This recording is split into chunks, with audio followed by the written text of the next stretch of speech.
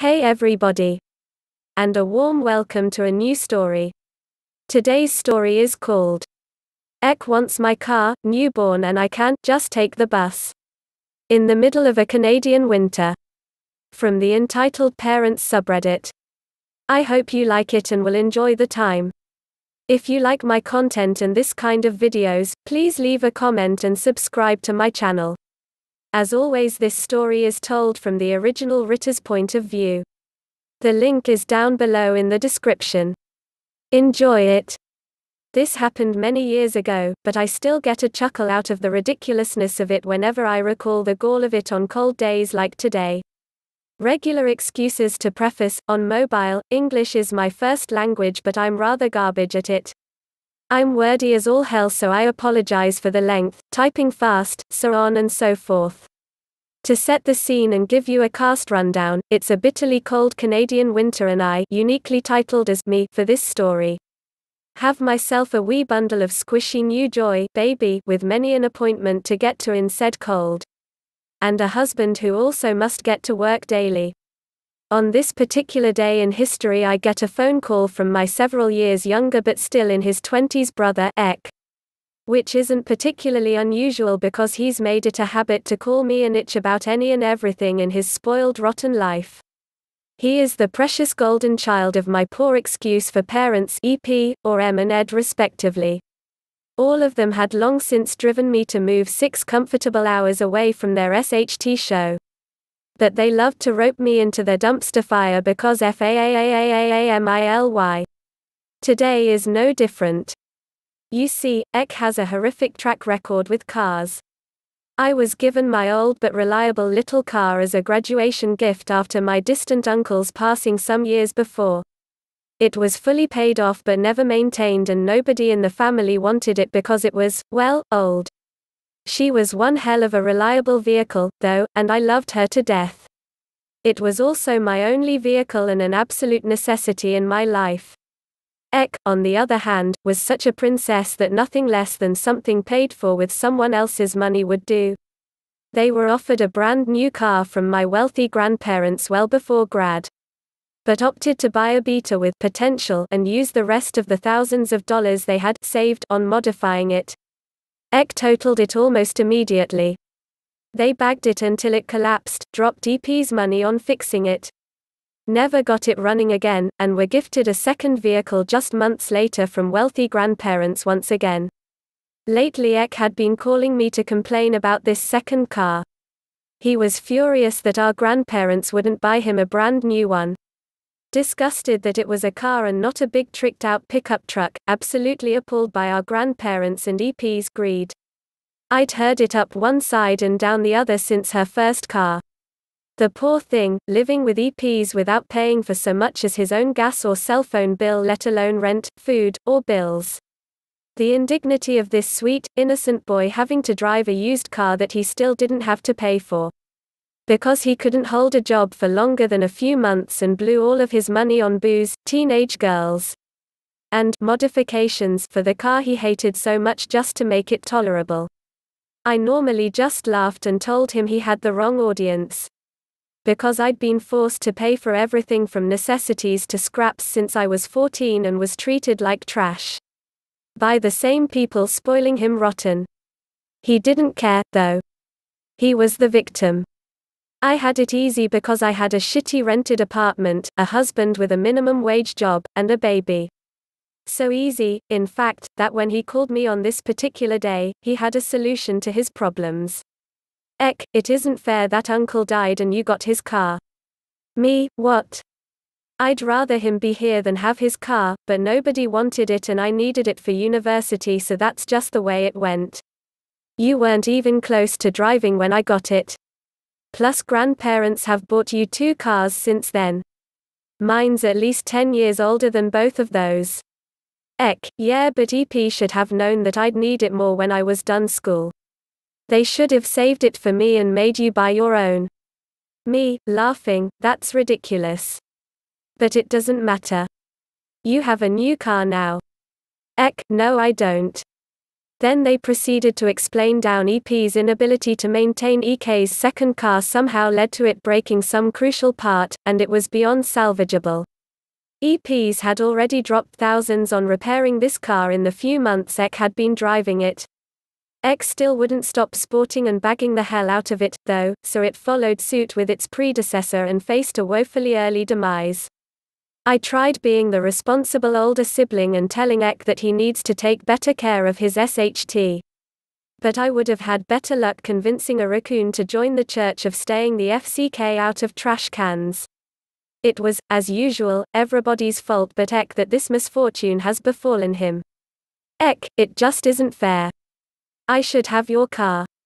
Me, I disagree, but we can't turn back time I guess. Ek, but you don't need it like I do. You live in big city. I live in small rural town, so I need to do a lot of driving to get to work. I can't find a new job if I can't even get there. Me, carpool with EP. They always offer to take you to your jobs when they work. Ek, but how am I supposed to see my friends? Or buy anything? EP won't drive me anywhere other than work. That's not fair. I really just need your car. It's basically mine anyways since I should have gotten it. Me, oh, SHT, you're serious? I have a kid.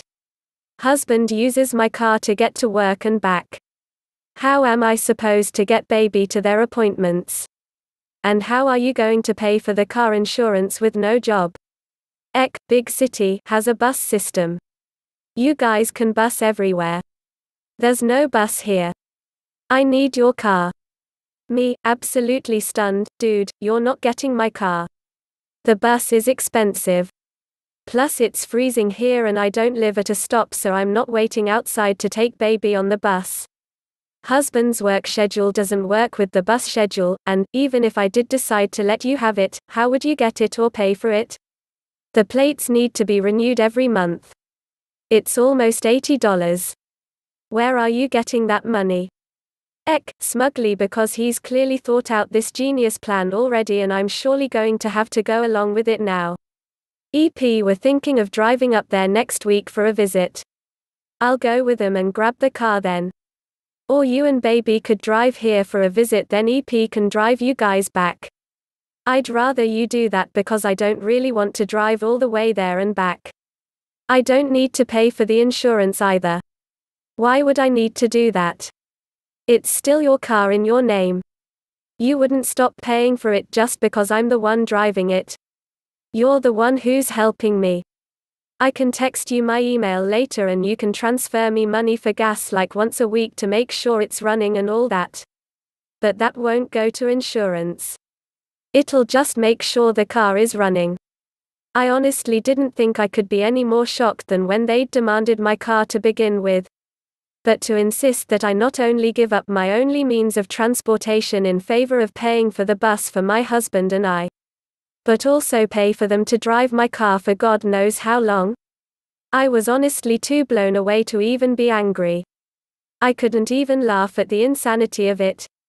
All I could do was give them a hard no, tell them again why that wasn't fair or reasonable, and listen to them rant furiously about how unfair I was being until he called me a greedy FC King itch and hung up on me. Now this wouldn't be an entitled parents story without an EP making a good showing, and M hates to miss out on the spotlight. While Ed was busy dumping time and money into fixing EK's car after our call, M called me a short while later just to talk and check on baby. Me, you'll never believe what Ek asked me for when he called earlier. He already told me that you wouldn't give him your car next week. Me, of course not. What are we supposed to do here? Bus? It's freezing and expensive. I know, it's just, well, he planned it out and he was so sure you'd say yes. He put so much effort into figuring it all out. And he was so hopeful. Now he's being so mean to all of us because you won't let him. Me, Mom, that's insane. His plan was to take a car from a new mom and her newborn. Have the new mom pay for everything, and probably trash the car in the process.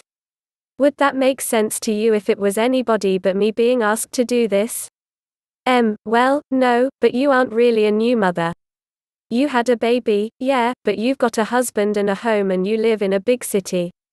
It's a lot harder for the other new moms I've known. And your brother has such bad luck with cars and jobs lately that.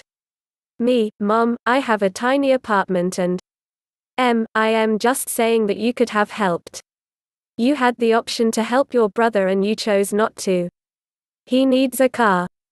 You've made things so much harder on all of us because you won't help your family.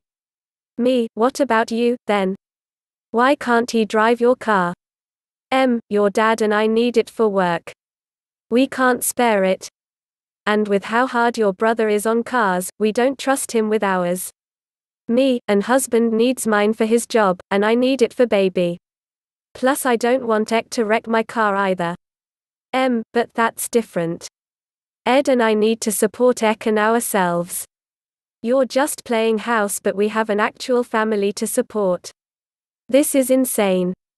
If you won't help then fine, but you remember this the next time you need anything. And I was hung up on again. I wish I could tell you that this ends with some justice boner or something. Like I said, it's been years since then. Plenty of time for karma to come rolling on through and give Ek a reality check. Unfortunately, it never worked like that. I received weeks of flack for my refusal to hand my car over. Ek, and grandparents all took turns sending me passive-aggressive texts, lecturing me, ignoring me, guilting me, and whatever else they could think of to remind me of how horrible I was for not giving Ek my car. Eventually Ek was gifted yet another new vehicle, this time one that was more to his liking, that he totaled in a few months. In the 5-ish years since this story, he's written off at least 6 or 7 other vehicles. One was EP's, which ended up being picked off the highway in pieces. The other was grandparents. The rest all gifted to him, and not a single one of those write-offs were his fault. He still lives with EP's, and, while I haven't spoken to any of them in a couple of years now, I hear he's on another brand new car on someone else's dime that's needed to be repaired a few times already. It's none of my concern now. Still, I can't help but laugh at the absurdity of it and wonder how in the hell he thought any of that was going to work in his favor. What do you think about this story? Tell me your thoughts in the comments. If you liked the story and the content, please leave a like, subscribe and share this video. Also have a look into my playlist for more entertaining stories. Thank you and have a nice day.